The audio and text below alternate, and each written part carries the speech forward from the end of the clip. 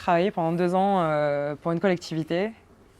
Du coup, j'ai eu cette implication-là plutôt institutionnelle, dans le cadre de projets urbains, dans le cadre de concertation. À l'heure actuelle, je suis plutôt sur une démarche à plus petite échelle, par le biais d'associations, par le biais aussi d'un engagement dans des questionnements collectifs, donc dans des collectifs aussi. L'idée, c'est un peu d'être dans une exploration. En parlant avec d'autres urbanistes, on se disait que les bons urbanistes étaient vieux, ou en tout cas expérimentés. L'idée, c'est de continuer à explorer la ville et de la connaître de mieux en mieux, mais aussi voilà, de réussir à questionner des choses très complexes. La gentrification, par exemple, c'est très complexe. Il y a énormément de facteurs. Il y a la dimension du logement, mais ce n'est pas la seule dimension. Il y a la dimension de la matérialité de la ville à l'endroit où on en parle. Une ville comme Marseille, elle n'a pas du tout la même morphologie qu'une ville comme Paris, qu'une ville comme Lille, qu'une ville comme Lyon ou qu'une ville comme Angers. On a aussi l'histoire qui amène énormément de choses et des possibles dans l'évolution de la ville. Il y a des populations qui sont présentes à des endroits et qui ne le sont pas. Marseille, c'est une ville particulière, par exemple, pour sa structure industrielle et portuaire, qui aujourd'hui laisse place, par exemple, à un gros projet comme Euroméditerranée. Donc il y a ces dimensions-là, il y a les dimensions sociales, il y a les dimensions politiques.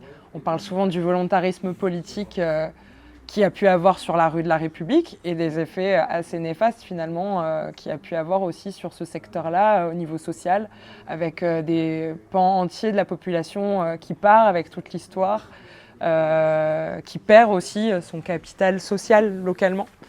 Donc il y a toutes ces questions-là qui se posent et du coup j'essaye un peu avec l'opportunité que j'ai eue d'étudier l'urbanisme, d'amener parfois ces choses un peu contre-intuitives ou plus difficiles à cerner et de poser ça au milieu pour que tout le monde puisse aussi un peu débattre et se poser la question ensemble, parce que finalement les urbanistes ont aussi beaucoup de mal à répondre aux questions qu'on leur pose souvent.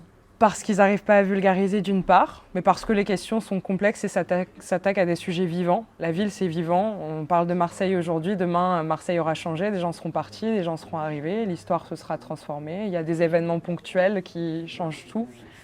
Une crise économique, on l'a vu en France, mais on l'a vu beaucoup en Espagne, par exemple, sur la question du logement. Ça change tout d'un coup.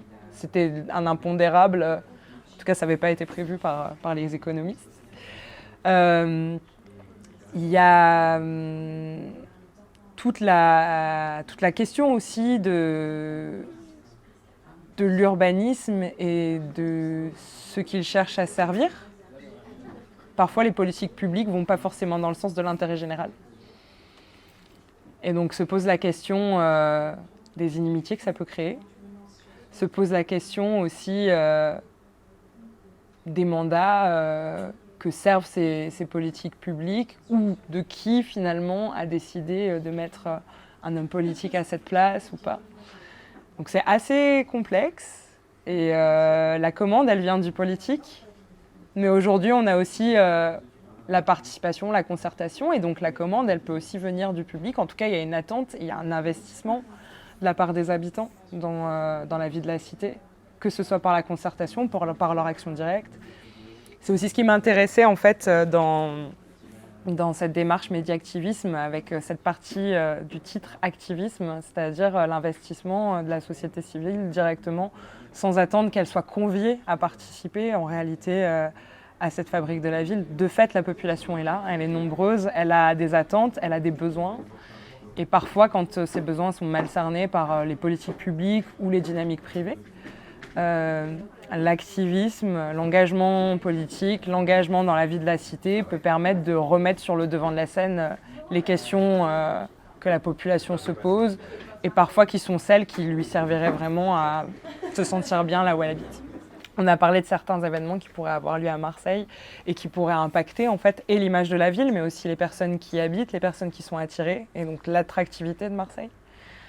On a aussi parlé de choses qui sont un peu moins drôles et encore très sensibles. On a parlé bien évidemment des effondrements et de la question que ça pose sur le logement à Marseille, de son insalubrité, de sa vétusté et de la question derrière de la dimension sociale du logement et de savoir si finalement le logement social était toujours un logement intégrateur.